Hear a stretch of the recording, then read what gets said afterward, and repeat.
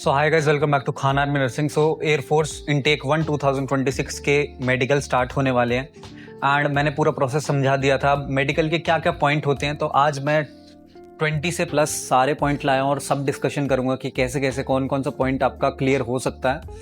सो मुझे एयरफोर्स 2 2025 में फर्स्ट बार में ही मेडिकल फिट मिला था एंड मैंने अलग अलग एग्ज़ाम्स जैसे एसएससी जीडी हुआ, यूपी पुलिस हुआ एंड इनमें मैंने बहुत सारे, जैसे नेवी का भी अभी नेवी का चला था, उसमें भी मैंने मेडिकल का मुझे बहुत एक्सपीरियंस है। 3-4 मेडिकल में दे चुका हूँ एंड मेडिकल में किस किस चीज़ में बच्चे आउट होते हैं एंड कौन कौन से पॉइंट है और क्लियर कैसे करने हैं उस पर आज हम सारी बात करेंगे। So without wasting any time, so आज इस वीडियो में क्या क्या कवर अप रहेगा, ओवरवेट, अंडरवेट एंड ऐसे जो मेन सारे पॉइंट है। ओवरवेट, अंडरवेट, आपका कैरी एंगल हुआ, आपका नॉक नहीं हुआ, आपका फ्लैट फुट हुआ, या फिर कुछ भी स्क्विंट आइज हुई, या फिर आपकी आई साइट की प्रॉब्लम हुई, वो सारी की सारी हम इस वीडियो में आपकी कवर अप करेंगे। उसके साथ 20 प्लस पॉइंट्स में लेके आया हूँ जिसका हम पूरा डिस्कशन करेंगे।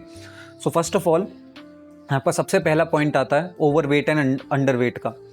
So over weight and under weight जो है आपका कैसे चेक होता है वहाँ पे खाली पेट जब आप सुबह सुबह जाते हैं तब आपका वेट चेक होता है। सबसे पहले आपकी चीज़ ही वेट ही चेक होता है। सो वहाँ पे ये ध्यान रखना, बहुत इजी मेडिकल है वेट के लिए। तो बाकी चीज़ों में हाँ बच्चों को बाहर निकालते हैं, बट कंसिडरिंग वेट में आपको थोड़ी छूट मिलती है। जैसे अगर आपका अंडर वेट है, 1-2 kg आपका वेट से कम भी है, सो फिर भी आपको पास कर देते हैं। एंड ओवर वेट में अगर आपका 1 kg ज़्यादा है तो उसमें भी वो ट्राई करते हैं कि वो आपको 100% पास करें। जब मेरा भी मेडिकल था उसमें भी उन्होंने बहुत लोगों को वार्निंग दी थी कि अपना ज्वाइनिंग के टाइम वेट को घटा के आना, अभी तो हमने तुम्हें पास कर दिया है। तो वेट का चार्ट कैसा रहेगा, आपके जो हाइट है उसके हिसाब से आपका वेट क्या रहना चाहिए, मैं यहाँ पे अटैच कर दूंगा। सो वेट आपका कितना होना चाहिए। सो वेट, वो जो एयरफोर्स का चार्ट रहता है वो थोड़ा सा डिफर कर सकता है आपका BMI से। सो BMI क्या होता है, सो बॉडी मास इंडेक्स होता है एक, उसमें आप गूगल पे सर्च करेंगे, उसमें सर्च करना BMI कैलकुलेटर में जाना, उसमें अपना वेट और अपनी हाइट दोनों चीज़ डाल देना। सो उसमें ध्यान रखना है कि आपका वेट 18, आपका जो BMI है वो 18 से कम ना हो और 24 से ज़्यादा ना हो। अगर आपका इसके बीच में उसका लाई कर रहा है, अगर उसके बीच में है तो आपका वेट बिल्कुल अच्छा है। एंड मेरा भी, जो मैं अपना वेट बताऊं, मेरा अंडर वेट था, मैं वहाँ पे 3 kg अंडर वेट था। तो मैंने वहाँ पे क्या ट्रिक लगाई, आप भी वहाँ पे क्या ट्रिक लगा सकते हैं अंडर वेट वाले। वहाँ पे जब जाओगे 2 लीटर वहाँ पे पानी पी लेना, आपका 2 kg वेट वैसे ही बढ़ जाएगा। मैंने भी यही ट्राई किया था एंड मेरा 2 kg वेट बढ़ गया था। एंड फिर मेरा अंडर वेट सिर्फ 1 kg रह गया था, जिसको माफ़ कर देते हैं वो आराम से, सिर्फ जिसका 3 से 4 kg अंडर वेट होता है उनको ही निकालते हैं। एंड ओवर वेट वालों के लिए आपको चिंता करने की कोई ज़रूरत नहीं है। अगर आपको ओवर वेट है और आपको अगर निकालते भी हैं तो 20 से 25 दिन आपको रीमेडिकल के मिलते हैं। 20 से 25 दिन में आराम से आप 4 से 5 kg अपना कम कर सकते हैं।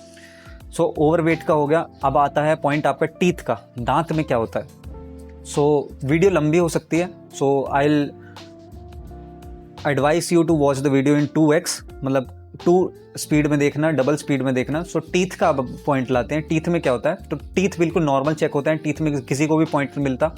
टीथ का मैं बताऊँ, कोई भी आपका कैविटी है वो अच्छे से क्लियर करवा के जाना। ये मैटर नहीं करता कि टीथ में आपकी फिलिंग कितनी हो रखी है, ये कितनी हो रखी है, भाई मेरा रूट कनाल हो रखा है, भाई वो कुछ मैटर नहीं करता, बस आपके टीथ नीट एंड क्लीन होने चाहिए। सो उसके बाद आ जाता है CVS रिव्यू, BP। सो BP का पॉइंट आपका वेट के बाद ही चेक हो जाता है। एंड BP के पॉइंट पे बहुत लोगों को BP का पॉइंट मिलता है, पर वहाँ पे जो आपके जितने भी ASC हैं वहाँ पे स्टाफ बहुत ज़्यादा कोऑपरेटिव होता है, बहुत फ्रेंडली स्टाफ होता है। वो यही ट्राई करते हैं कि आपको वो निकाले ना, बट फिर भी जो रिजेक्शन रेशियो है वो 1/3 का है। मतलब रिजेक्शन रेशियो जो है वो 2/3 का है, मतलब 3 में से 2 बच्चों को रिजेक्ट करते हैं, सिर्फ 1 को ही पास करते हैं। जैसे मेरा जो ग्रुप बना था 45 का बना था एंड उसमें से सिर्फ 16 पास करे थे। सो BB में बंदे जो हैं वो घबरा जाते हैं। जो मेरे ग्रुप में भी जो लोग थे वो घबरा गए थे एंड उनके मुंह पे ही दिख रहा था साफ साफ। सिर्फ 1-2 को BP में पॉइंट मिला था, बाकी जो 6-7 बंदे जिनका BP ठीक नहीं आया था उनका बाद में जाते जाते BP लास्ट में फिर चेक करते हैं, आपको डबल चांस मिलता है। बार बार चेक करते हैं कि घबराहट की वजह से हो गया होगा। सो BP में जब आप जाओ आराम से बैठ जाओ एंड BP में ज़्यादा सोचने की ज़रूरत नहीं है, आधा तो आपके सोचने की वजह से ही आपका BP का पॉइंट आता है। फिर भी अगर आपका BP का पॉइंट नहीं टूटता है सो मेडिटेशन करने का ट्राई करो। एंड जब आपका रीमेडिकल आता है उसमें कोई दवाई मैं तो नहीं रिकमेंड करूँगा, बट डॉक्टर के प्रिस्क्रिप्शन से दवाई ले जा सकते हैं, आप खा सकते हैं, जिससे आपका BP नॉर्मल है। सो बीपी का पॉइंट हो गया, देन ब्लड हो गया। ब्लड आपका कैसे चेक होता है? ब्लड आपका 2 बार चेक होता है, एक सुबह में चेक होता है एंड एक आपका 10-12 बजे के करीब होता है। सुबह में आपका खाली पेट चेक होता है। सो ब्लड में आपकी क्या क्या चीज़ें चेक होती हैं? ब्लड में आपका ए टू जेड सारी चीज़ें चेक होती हैं। आपका HIV, एड्स या फिर आपके रेड ब्लड सेल्स काउंट, जो प्लेटलेट्स के काउंट होते हैं, वो सारी चीज़ें चेक होती हैं। हेपेटाइटिस, सब चीज़ें चेक होती हैं। सो सुबह आपको खाली पेट जाना है। ब्लड एक बार आपके इस हाथ से निकालेंगे, एक बार इस हाथ से निकालेंगे एंड 3 आपको कैप्सूल से मिली होती हैं। एक बार एक कैप्सूल यूज़ होती है एंड जब खाना खा के आप आ जाते हैं तब आपके 2 कैप्सूल जो हैं वो ब्लड यूज़ हो जाते हैं। तो ब्लड आपका 2 बार निकाला जाता है, तो ब्लड में ऐसा कुछ चीज़ है नहीं। सो आपका नेक्स्ट पॉइंट आता है यूरिन। यूरिन में आपका कैसे चेक होता है? यूरिन में आपको कुछ करने की, अपना दिमाग लगाने की ज़रूरत नहीं है, बस अपना यूरिन सैंपल लाना है और वहाँ पर ला के रख देना है चेस्ट नंबर वाइज, बस यूरिन में इतना ही है। देन आपका आई साइट का आता है। मेन आपका आई साइट का आता है। आई साइट कैसे चेक होती है? आई साइट हुआ, कलर विजन हुआ एंड जो पास का विजन होता है, नियर विजन, वो कैसे कैसे चेक होती है?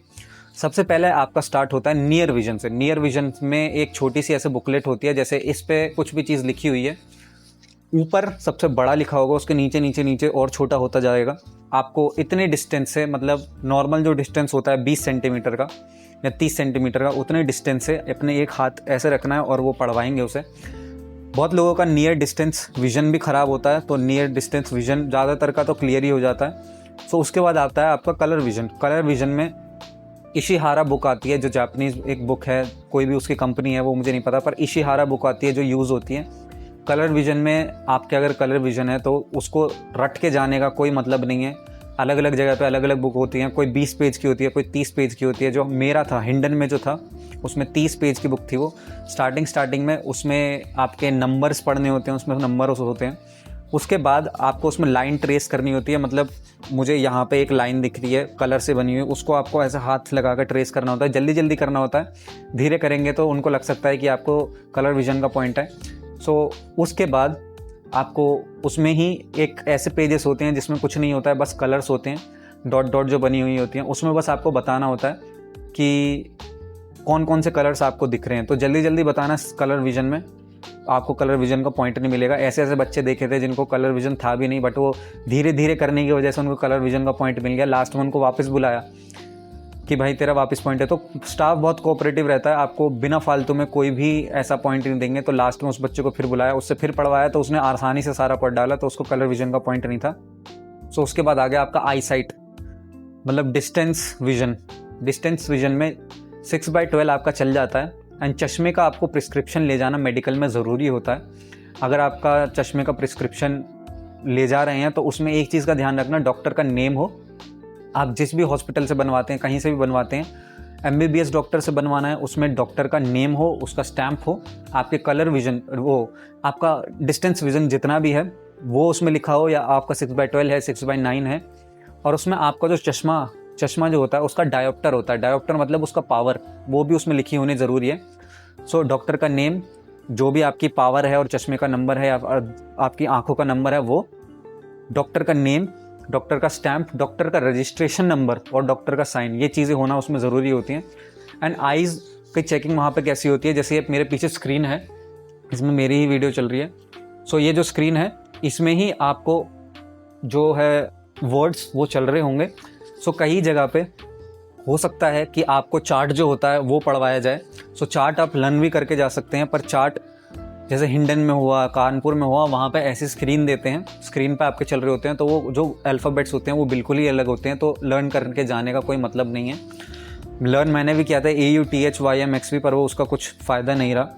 तो उसके बाद आ जाता है एयर वैक्स। एयर वैक्स में बच्चों को बहुत पॉइंट मिलता है।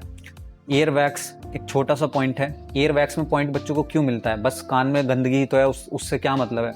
तो भाई ऐसा नहीं होता है। जब वो स्कोप आपके कान में डालते हैं, आपकी 2-3 चीज़ें एक साथ चेक होती हैं, जैसे आपका DNS हुआ, कान हुआ, वो चीज़ें एक साथ चेक होती हैं। तब जब आपके कान में वो स्कोप डालते हैं, तब आपका जो कान का मैल है या फिर वैक्स है वो अंदर पुश हो जाता है, स्कोप पे लग जाता है, या फिर आपके जो कान का पर्दा है, ईयर ड्रम जो है, उस पे लग जाता है, जिससे आपका कान का पर्दा उनको दिखता नहीं है और वो ये नहीं बता सकते कि आपका कान हेल्दी है या नहीं। सो ईयर वैक्स का बस इतना ही पॉइंट मिलता है आपको।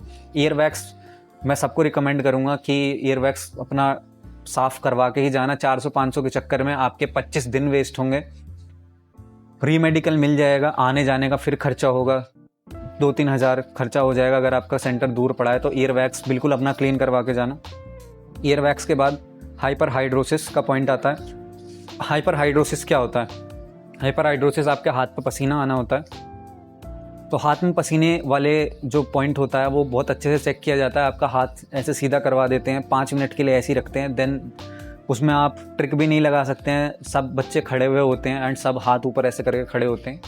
सो उसमें आप या तो घर से पहले से ही अपना जो दवाई ववाई है वो लगा के जाएं। बट अगर आपको रीमेडिकल उसमें मिलता भी है, सो हाइपर हाइड्रोसिस की ड्रॉप्स आती हैं, हाथ पे लगाने का लोशन सा आता है, जिससे हाइपर हाइड्रोसिस के जो आपके ग्लैंड्स हैं वो इनएक्टिव हो जाते हैं। मेरा नेवी का फिजिकल था, वहाँ पे मेरे साथ के 2 मेरे लड़के जो दोस्त थे, दोनों को हाइपर हाइड्रोसिस का पॉइंट था, दोनों का क्लियर हो गया। सो एयरफोर्स में भी आपका रीमेडिकल होता है।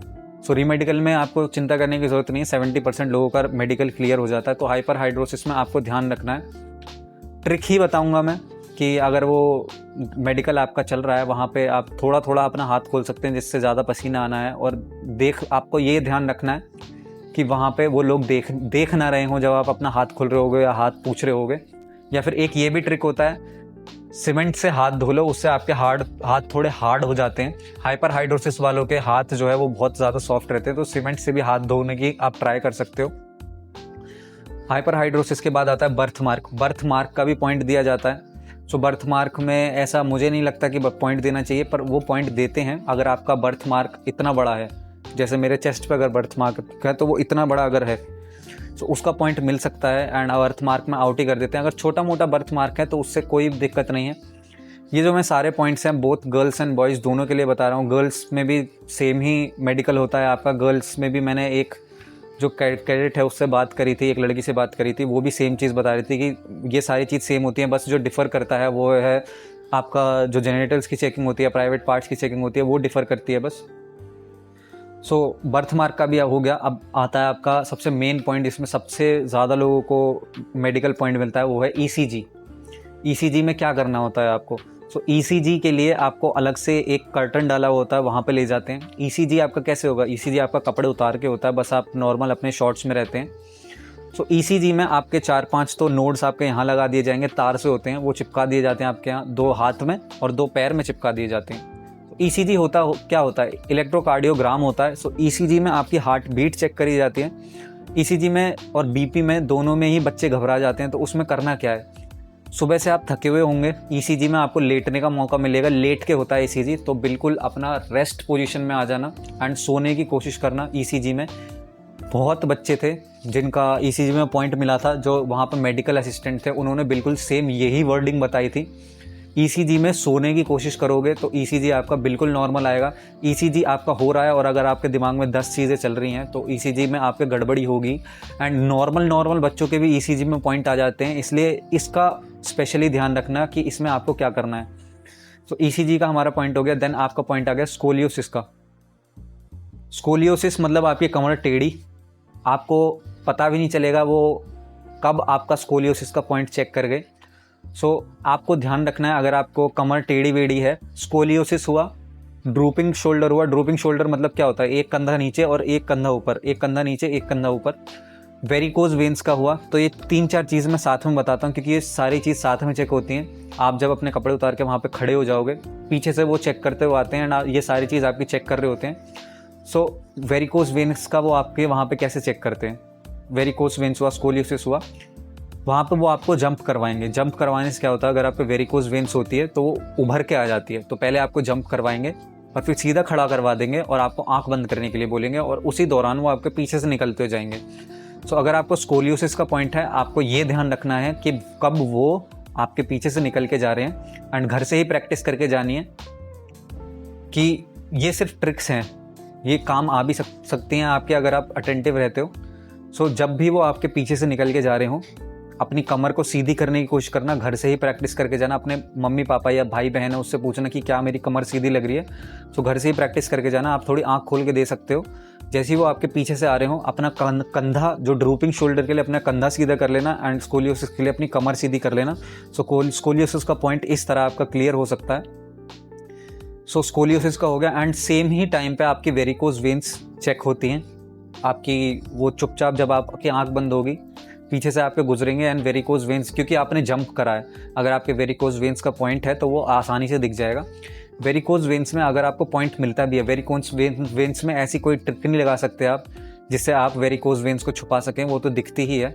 बट आपको इस चीज़ में अगर रीमेडिकल मिलता है तो वेरिकोज वेंस में एक इंजेक्शन लगते हैं वेरिकोज वेंस में, जिससे वो दब जाती हैं एंड वो दिखाई देना बंद हो जाती हैं।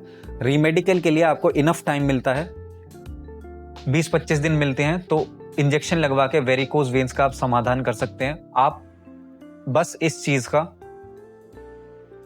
ऑपरेशन मत कराना। ऑपरेशन आपने करा लिया तो मेडिकल में वो पक्का आउट कर देंगे। ऑपरेशन इसमें बिल्कुल ही बैन है एयरफोर्स के रीमेडिकल में। अगर आप किसी भी चीज़ का ऑपरेशन कराते हैं तो वो बिल्कुल ही आपको आउट कर देंगे, क्योंकि ऑपरेशन चलता भी है तो 1 साल पहले का ऑपरेशन चलता है। आपके वहाँ पे वेरिकोज वेन में मार्क आ जाएगा, कट का निशान आ जाएगा, उनको वैसे ही पता चल जाएगा। सो स्कोलियोसिस का हो गया, ड्रूपिंग शोल्डर का हो गया, वेरिकोज वेन्स का हो गया। अब आता है आपका पॉइंट फ्लैट फुट और नॉक नी का। नॉक नी और फ्लैट फुट कैसे चेक करा जाता है? नॉक नी और फ्लैट फुट साथ में ही चेक करा जाता है। सो आपके सामने से आएंगे, जैसे ही आप आंख बंद कर खड़े होंगे आपका पीछे से सारा चेक हो जाएगा। देन आपके सामने से आएंगे, आपको आंख खोलने को बोलेंगे, तो आंख खोलने को बोलेंगे। आपके फ्लैट फुट वो कैसे चेक करते हैं? वो बस आपका पैर उठवा के देखेंगे, पैर नीचे से उठवा के देखेंगे एंड वहाँ पे हाथ लगा के देखेंगे। फ्लैट फुट में एक वैसे भी चेकिंग होती है कि पानी में पैर लगा के फिर ऐसे पैर रख के देखते हैं, तो वैसा चेक नहीं होता है एयरफोर्स में। बस आपका पैर नीचे से ऐसे उठाएंगे और उसमें वो आर्क देखेंगे कि आर्क वहाँ पे आ रहा है या नहीं, मतलब उसमें गड्ढा सा आ रहा है नहीं, आपका पैर पूरा सीधा तो नहीं है। सो फ्लैट फुट के लिए मैं अभी से यही रिकमेंड करूँगा, जिसके भी फ्लैट फुट है आज से ही लग जाओ, अपना जूते में कुछ रख के जूता पहनना शुरू कर दो, जिससे आपके पैर में जो आर्क होता है, जो पैर मुड़ा हुआ होता है, वो आ जाए। एंड फ्लैट फुट में मैं यही कहूँगा, जैसे ही फ्लैट फुट की बारी आती है आपकी, तो पैर को अपना थोड़ा सा ऐसा मोड़ लेना, जिससे घर से ही प्रैक्टिस करके जाना मोड़ने की, क्योंकि मेरे भी डीएनएस का पॉइंट था एंड मैंने ही ऐसे ट्रिक्स लगा के अपना मेडिकल क्लियर करा था। जो ये ग्रीन कार्ड है ये ऐसे ही मिला था मुझे भी। सो फर्स्ट बार में ग्रीन कार्ड मिलना बहुत मुश्किल होता है। सो ये ट्रिक्स अगर आप अपनाते हैं तो मोस्ट प्रॉब्ली आपका क्लियर हो जाएगा। फ्लैट फुट का हो गया। देन नॉक नी का हो गया। नॉक नी के लिए भी, नॉक नी में आपका 1 सेंटीमीटर का कम से कम वहाँ पे गैप होना चाहिए। नॉक नी में फर्स्ट बार में ही अगर आप ट्रिक लगा के पास हो जाते हैं तो वेल एंड गुड, पर हर किसी पॉइंट में यही चीज़ है कि अगर आपका उन्होंने फर्स्ट बार में नहीं पकड़ा तो क्लियर हो जाएगा। एंड अगर आपका कुछ भी डाउट हुआ उन्हें तो वो बिल्कुल अंदर तक अच्छे से चेक करेंगे। तो नॉकनी में जिसका भी नॉकनी होता है, उसके जैसे ये दोनों पैर है, मेरे दोनों पैर का जो घुटने होते हैं वो टच होते हैं। तो उसमें आप क्या ट्राई कर सकते हैं, एक्सरसाइजेस होती हैं, मैं मानता हूँ एक्सरसाइजेस होती हैं, पर एक्सरसाइजेस से 6-7 महीने आपके लग जाते हैं नॉकनी में डिफरेंस देखने के लिए, नॉकनी ठीक होने के लिए। आप मेडिकल में क्या करेंगे? मेडिकल में अपने नॉकनी जब आपको होता है, आप अपने पैरों के बीच में ज़ोर लगा के देखना। पैरों के बीच में ज़ोर लगाओगे तो आपके जो नीज़ हैं, जैसे ऐसे मिले हुए हैं, पैरों के बीच में ज़ोर लगाओगे तो ऐसे सेपरेट होने लगेंगे। सो फर्स्ट बार में ही अगर आप इतना ज़ोर लगा लेते हैं 10-15 सेकंड के लिए, जब आपको वो नीज़ देखने आए हैं, एकदम आपने ज़ोर लगाया, फर्स्ट बार में ही वो देख के निकल गए कि इस बच्चे को नहीं है। बट अगर आप बीच में पकड़े गए कि आप वहाँ पे ज़ोर लगा रहे हो और आपका पैर वापस टच हो गया ऐसे, तो आपको वो लिटा के, बिठा के, अलग अलग पोजेस करवा के अपना नॉकनी चेक करवाएंगे। मतलब पैर ऐसे रखो, पैर वैसे रखो, ऐसे करवाएंगे। तो नॉकनी में ये ध्यान रखना कि पहली बार में ही निकाल लो। और नॉकनी की एक्सरसाइजेस भी आती हैं, आप यूट्यूब पे देख सकते हैं। तो नॉकनी का हो गया पॉइंट। उसके बाद आता है मिलेट फिंगर्स का। फिंगर्स और हाथ कांपने का। सो दोनों ही चीज़ साथ में देखी जाती हैं। जब आप नॉकनी का आपका देखा जाता है, उसके बाद ही दोनों चीज़ आपकी देखी जाती हैं। मैं सारा सीक्वेंस में लेके चल रहा हूँ। सो ये ही चीज़ आपकी देखी जाती है नॉकनी के बाद। जैसे ही आपकी नॉकनी देख लिया जाएगा, आपको हाथ सीधा करने को बोलेगा। आप जब अपना हाथ सीधा करते हो तब उसमें ध्यान रखिएगा कि आपके अगर हाथ ऐसे ऐसे कांपते हैं, सो वो डिजिटल ट्रेमर्स का पॉइंट होता है। डिजिटल ट्रेमर्स का पॉइंट बहुत आसानी से आप 5 दिन पहले भी अगर अपनी एक्सरसाइज करेंगे तो वो चला जाता है। डिजिटल ट्रेमर्स में आपको कौन सी एक्सरसाइज करनी है? आप तो एक तो ये वाली एक्सरसाइज कर सकते हो, थोड़ा आराम से जोर लगा के करना। डिजिटल ट्रेमर्स में क्या होता है, आपकी जो नर्व एंडिंग्स होती हैं, आपके नर्वस सिस्टम होता है, आपके जो नसें होती हैं, उनसे ठीक से सिग्नल नहीं पहुंच रहा होता है या फिर आपके हाथ में कमज़ोरी होती है, तो कमज़ोरी को दूर करने के लिए ये चीज़ बहुत काम आती है। आप ये आराम आराम से करना, ये वाली एक्सरसाइज, या फिर जो येलो वाली बॉल आती है उस बॉल को ऐसे दबा दबा के भी आप एक्सरसाइज कर सकते हो। एंड थोड़ा मेडिटेशन स्टार्ट करो, थोड़ा जल्दी उठना स्टार्ट करो, तो डिजिटल ट्रेमर्स जो हैं वो अपने आप चले जाते हैं। मुझे भी डिजिटल ट्रेमर्स का थोड़ा था, उसमें बार बार आप एक्सरसाइज करेंगे, रोज़ ऐसे अपना हाथ स्थिर रखने की कोशिश करेंगे तो वो आपका आराम से क्लियर हो जाएगा। डिजिटल ट्रेमर्स में आपको रीमेडिकल भी मिलता है, तो 20-25 दिन एक्सरसाइज करने के लिए बहुत होते हैं, वो आराम से पॉइंट आपका टूट जाएगा। डिजिटल ट्रेमर्स के बाद हुआ मिलेट फिंगर्स। डिजिटल ट्रेमर्स के साथ ही आपकी एक और चीज़ चेक होती है, आपके मिलेट फिंगर्स। मिलेट फिंगर आपकी क्या होती है? मिलेट फिंगर में आपकी उंगली जो होती है वो टेढ़ी मेढ़ी होती है, मतलब ऐसे उंगली होती है। आप सीधा भी करेंगे फिर भी वो ऐसे ही रहेगी। सो मिलेट फिंगर्स में क्या कर सकते हैं आप? मिलेट फिंगर्स में भी अगर आपको पॉइंट है तो भाई जाहिर सी बात है, सब मैं सारे पॉइंट्स के लिए बता रहा हूँ, जाहिर सी बात है ट्रिक ही लगा सकते हो आप। आपको अगर रीमेडिकल नहीं चाहिए तो आप ट्रिक ही लगा सकते हो, बस यही चीज़ है। एंड फर्स्ट बार में पास होते हो तो अच्छी बात है, नहीं तो अगर आपके ऊपर उनको कुछ भी शक हुआ, आपकी उंगली बिल्कुल अच्छे से चेक करेंगे, आपकी जो नौकनी है वो अच्छे से चेक करेंगे एंड सारी चीज़ अच्छे से चेक करेंगे। सो मिलेट फिंगर्स में आपकी जैसे उंगली टेढ़ी होती है तो पूरा जोर लगाने की कोशिश करिएगा। जैसे ही वो आपके पास आएंगे, मिलेट फिंगर देखने की कोशिश करेंगे, पूरा जोर लगा के अपनी उंगली सीधी करने की कोशिश करिएगा। फर्स्ट बार में ही निकल जाते हो तो वेल एंड गुड, पर मिलेट फिंगर्स का ज़्यादातर जो पॉइंट मिलता है वो टूटने में बहुत टाइम लगता है, पॉइंट को क्लियर होने में बहुत टाइम लगता है। पर फिर भी बी ऑप्टिमिस्टिक, अच्छा ही अच्छा सोचना है। रीमेडिकल में भी 60-70% बच्चों को पास कर ही देते हैं। मिलेट फिंगर का भी पॉइंट हो गया एंड डिजिटल ट्रेमर्स का भी पॉइंट हो गया। उसके बाद आता है, जैसे बर्थ मार्क पे मैंने बात कर दी थी, उसके बाद आता है सर्जरी का कोई अगर आपके पास मार्क है, मतलब कहीं निशान है आपका सर्जरी का, तो वो भी एक पॉइंट बनता है। या फिर आपके चोट का निशान है, जले हुए का निशान है, तो वो भी पॉइंट बनता है। सो बहुत मुझे डाउट आ रहे थे कि भाई मेरी उंगली से पूरे शोल्डर तक जले का निशान है, या फिर मेरे यहाँ पे जले का निशान है, वहाँ पे जले का निशान है। तो जले के निशान में अगर आपको ज़्यादा बड़ा जले का निशान है तो भाई उसमें आपको दिक्कत हो सकती है। चोट का निशान है आपका, सो अच्छे से पूरा आपको चेक करते हैं। अगर आपका चोट का निशान है तो आपको पहले ही बता देना है कि ये चोट का निशान है, कोई सर्जरी का नहीं है। जो भी आपका चेकिंग करने आते हैं उनको पहले ही बता देना है। एंड जब आपका निशान वो कोई भी देखते हैं तब उसको अच्छे से निरीक्षण करते हैं, अच्छे से देखते हैं कि आपकी हड्डी वड्डी टूटी तो नहीं है, आपसे मूवमेंट करवाएंगे, आपसे अच्छे से करवाएंगे। जब मेरा मेडिकल था, मेरे पीछे एक लड़का बैठा था, उसका नाम अक्षय था। उसके घुटने में बहुत बड़ा निशान था, ऐसा लगता था उसका घुटना टूटा हुआ है, पर फिर भी उसको पास कर दिया। सोचो, इतना बड़ा घुटने में निशान, सर्जरी जैसा, पर फिर भी उसको पास कर दिया। बस ये है, आपकी मूवमेंट अच्छे से हो जानी चाहिए। सो अब मैं सर्जरी के बारे में बात कर देता हूँ। जिसकी सर्जरी होती है, जैसे अपेंडिक्स की सर्जरी होती है, किसी की आपकी जो पथरी की होती है वो सर्जरी होती है, स्टोन्स की सर्जरी होती है, या फिर अपेंडिक्स की सर्जरी होती है, किडनी स्टोन्स की सर्जरी होती है, तो उसमें आपको क्या करना होता है? हर्निया की सर्जरी होती है, हर्निया की सर्जरी होती है। सो स्टार्टिंग में आपको एक फॉर्म मिलता है। अगर आपके पेट वेट पे सर्जरी का ज़्यादा बड़ा निशान है तब तो आपको उस फॉर्म में मेंशन करना है। ऐसा ही एक फॉर्म मिलेगा, उसमें येस नो होता है। सो मैं सबको यही रिकमेंड करूँगा उसमें नो करना। पर अगर आपका कहीं निशान है सर्जरी का, सो उसमें येस करना। एंड सर्जरी जो आपकी होनी चाहिए वो 1 साल या 2 साल पहले की नहीं होनी चाहिए।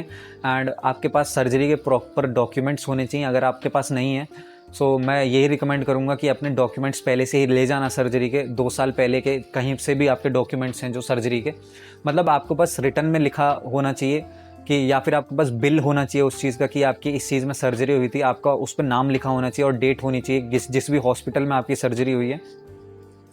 तो अगर आपके पास नहीं है, हॉस्पिटल्स के पास रिकॉर्ड होते हैं इस चीज़ के, आप हॉस्पिटल के पास जाओ एंड आपका वो रिकॉर्ड निकलवा लो, वहाँ पे हॉस्पिटल का स्टैम्प्स लगवा लो।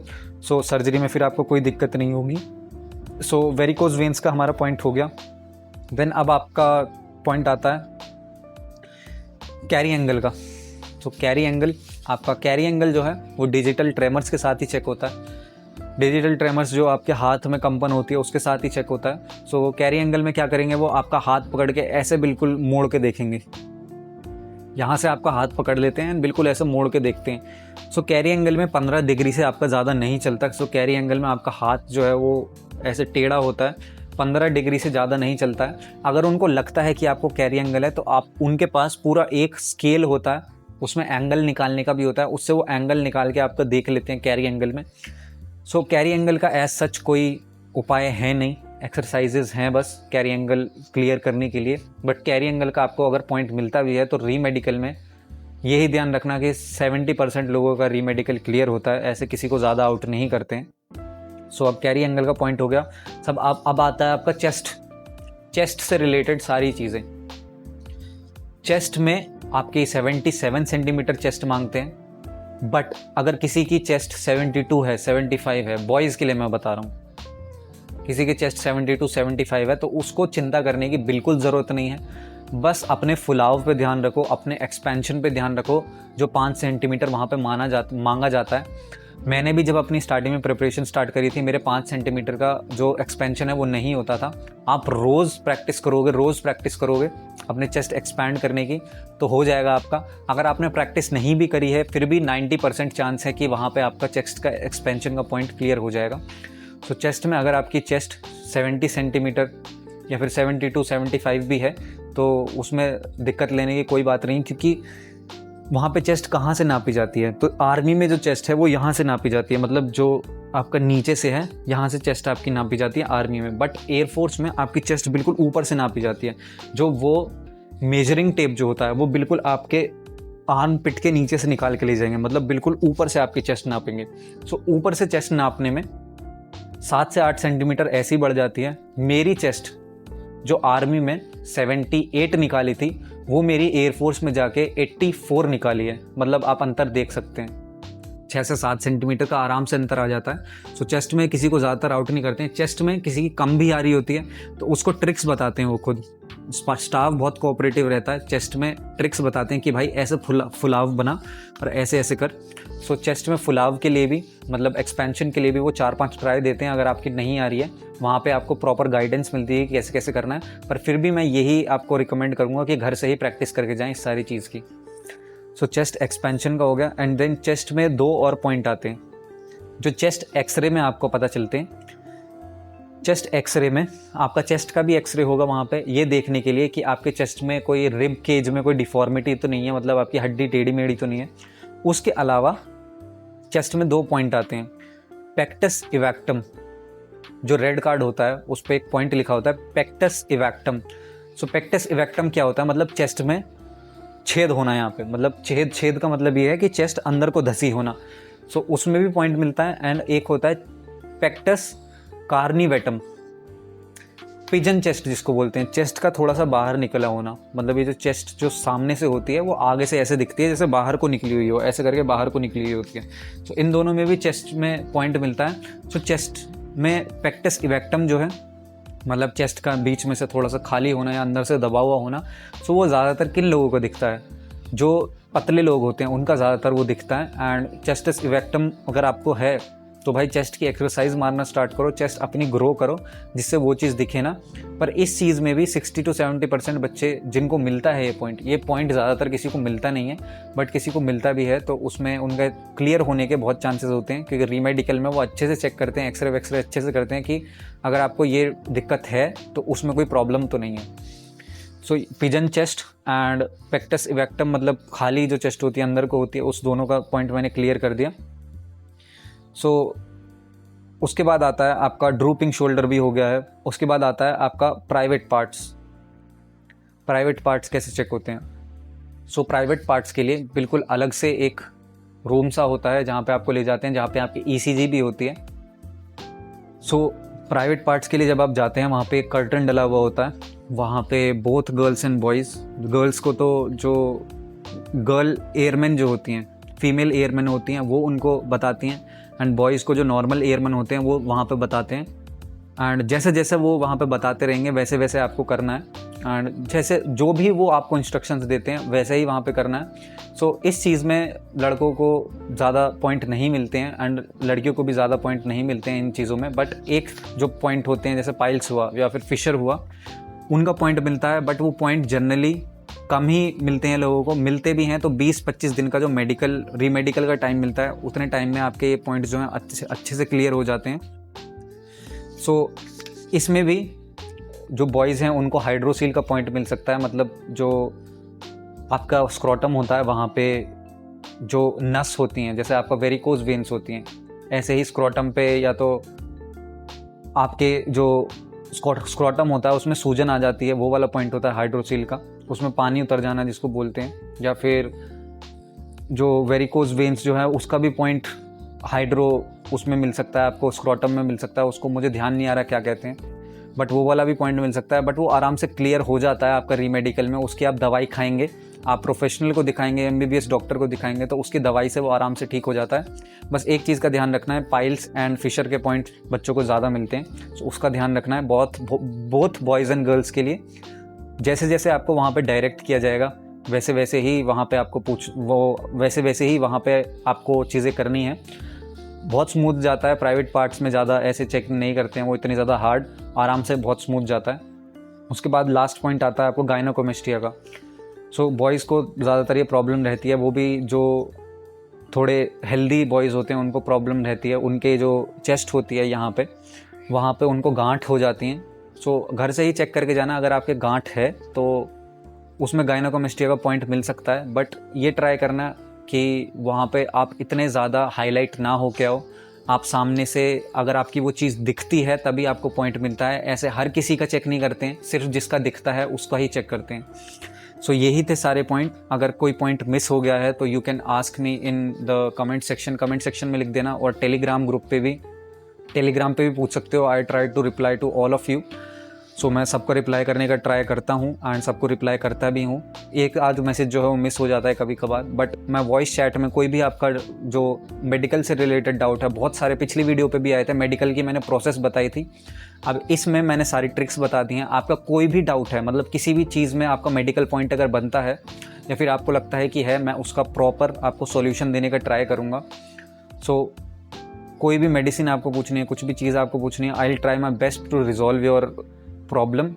टेलीग्राम पे मैसेज कर देना। टेलीग्राम पे हमारा जो ब्रॉडकास्ट चैनल है उसके इन्फो में अगर आप जाएंगे, उसके बायो में आप जाएंगे तो वहाँ पे मेरा पर्सनल आईडी भी है, वहाँ पे भी आप मैसेज कर सकते हैं, या डिस्कशन ग्रुप है वहाँ पे भी आप मैसेज कर सकते हैं। सो यही थे आपके सारे के सारे पॉइंट्स। सो एक चीज़ का जिस चीज़ का आपको ध्यान रखना है वो ये है कि आपको हाईलाइट होकर वहाँ पे नहीं आना है, आपको बिल्कुल लो अपनी कैरेक्टर बना के रखना है, मतलब अंडरग्राउंड रहने की कोशिश कर रही है वहाँ पे ये नहीं होना चाहिए कि आप ज़्यादा दिख रहे हैं वहाँ पे।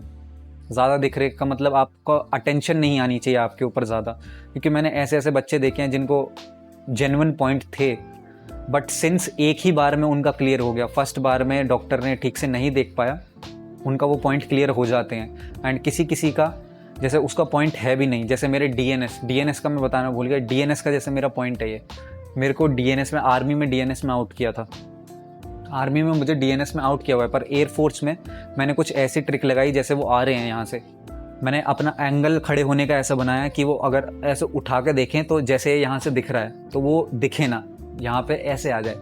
मैं ऐसे टेढ़ा होकर खड़ा हुआ था जिससे वो ऐसे सीधा हो जाए। सो डीएनएस ऐसे ही आपको ट्रिक लगाने की कोशिश करनी है। एंड फर्स्ट बार में अगर आपका निकल जाता है तो अच्छा है।